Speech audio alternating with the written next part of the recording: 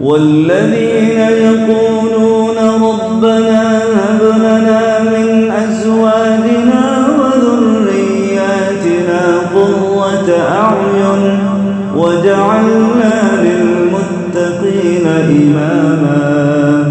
أولئك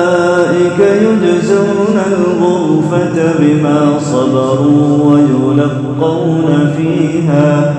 ويلقون فيها تحية وسلاما خالدين فيها حسنت مستقرا ومقاما قل ما يعبأ بكم ربي لولا دعاؤكم